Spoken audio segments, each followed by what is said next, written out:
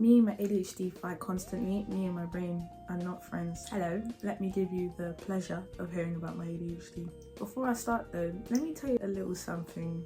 It's to you people that think ADHD is not a real thing. Usually to people that think it's not a real thing that are actually on the spectrum. ADHD stands for Attention Deficit Hyperactivity Disorder. ADHD is in fact considered a mental disability. I ain't putting up with a blue badge, but I do like to consider it a crisis of the mind. It's a scrap between focus and hyperfixation, because sometimes I have too much attention, just not at the right times, and then sometimes it's lacking completely. So it's not really a deficit, it depends on how I'm feeling. So I'm an artist, yeah? I draw cartoons and things with fun colours and shapes.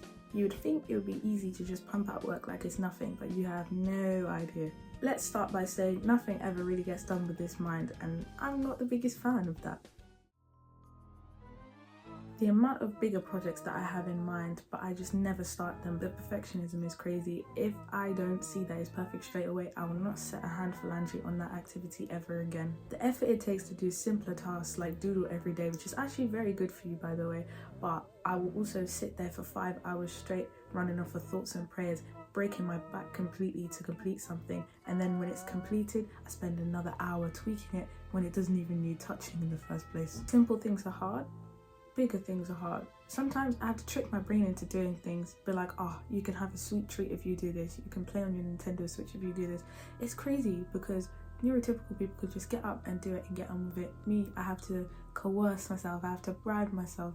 I have to fight myself. Sometimes I would rather stare at the equipment than actually pick it up and use it. So even when it comes to filming, I'll be using my phone or I'll stare at my phone and I won't actually open the camera app, which is crazy. Neurotypical people think I am joking. I am not joking. So with this bad boy, this absolute beauty, this thing that definitely doesn't look 10 times better than what I actually look like, this took a lot of work, and I had this idea to paint myself for a very, very, very long time, and I had the idea to paint people in cartoon stars a little while ago, but I just never started it.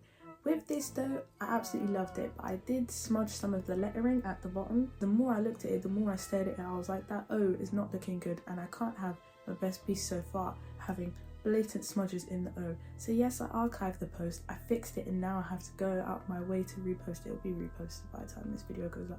But I had to be like, no, I don't like it, and that's because I stared at it so long that I got fed up of it. There's been times where I picked the art and actually made it worse. It's like when you do a beautiful sketch, you add colour and you realise that colour, I don't know what I did. But you can't reverse it either.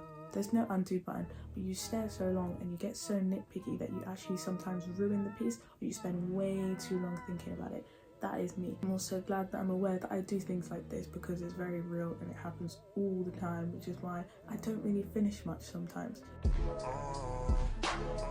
But anyways, yes, very proud of this, and I'm glad that it actually resembles me, but my goodness, did it take months to push myself to even start it, and then when it was done I kept picking at it, so I've decided varnish it and leave it the hell alone. However it is now, that's how it's staying, and that's a good thing about painting. Sometimes you can varnish it and then just never touch it again. I do like that.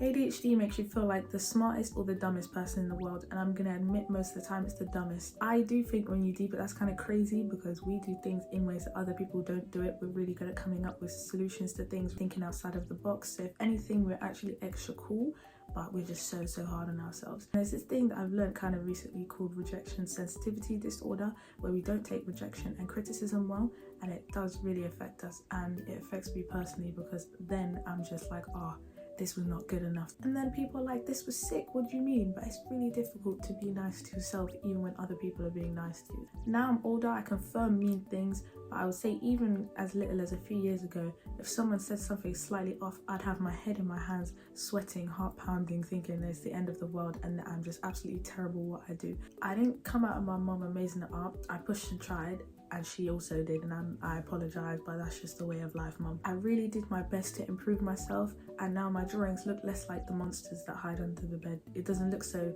scary anymore. It actually looks like actual artwork rather than, well, everything's art, but it doesn't look like something that's snuck onto earth. But again, that doesn't mean that I'm not still the biggest op to myself.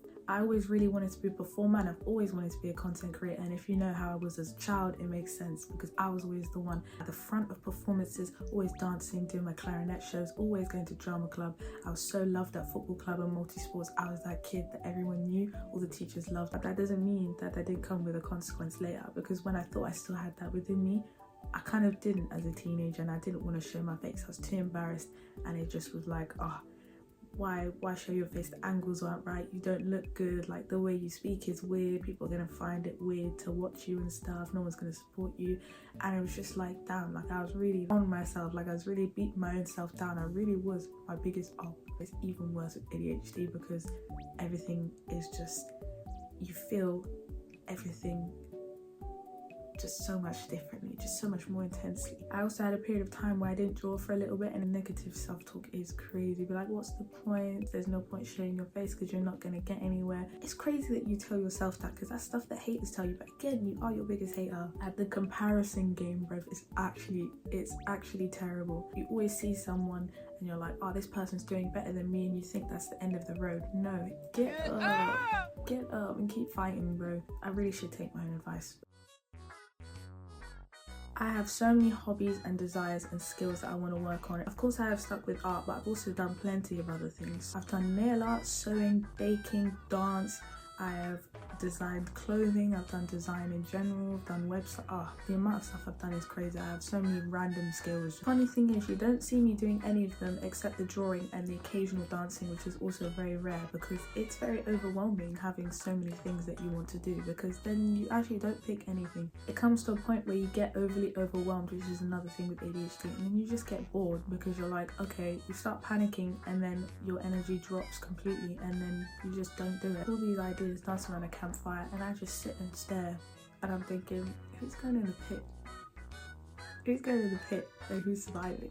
Which one am I sticking with? That was very creepy. That was I'll admit. Don't flag me. It was a figure of speech. Animation, art case studies, comics, cartoon styles. Me, I started out. It's too much. There's too much going on in here, and again, that's why I get overwhelmed and I don't stick with anything. So you should be grateful that I'm here in the first place. The worst thing is, think of where I could be right now if I just stuck to the original plan. If I just didn't overwhelm myself and I picked one thing and I really harnessed it.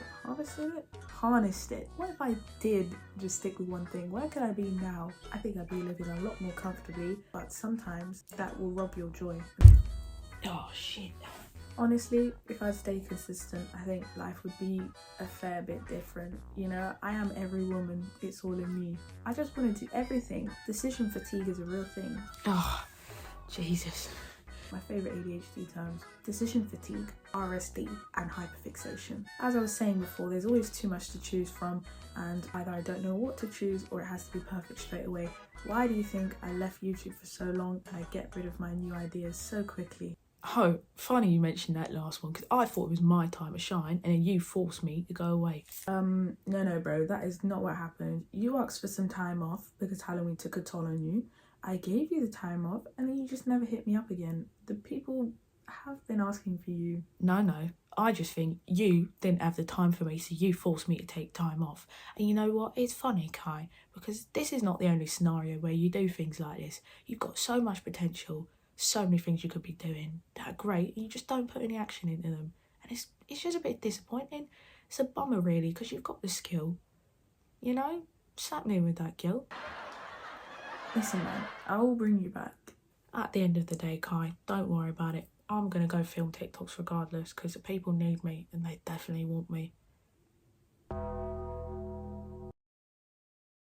For my ADHD people out there, or the ones that have suspicions, ADHD is very real, but it's very manageable. Make sure that you enjoy learning and you find ways to curb the inconveniences that come up through having ADHD.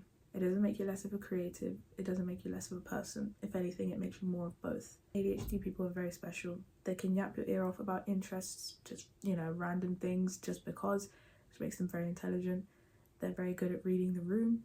They're very good at focusing on certain topics. They're great at solving problems because they have to think outside of the box. And overall, they're just actually funnier people and better with people because they're so good at listening to people's humour and interests and focusing on mannerisms. They may be a little harder to reach at times, but that is just because they're in their own world and they're cooking something fascinating. And on that note, what I think I need to do next is to hit the gym, stop being a twat to myself, and just get on with it, because there's things to create and there's people to irritate.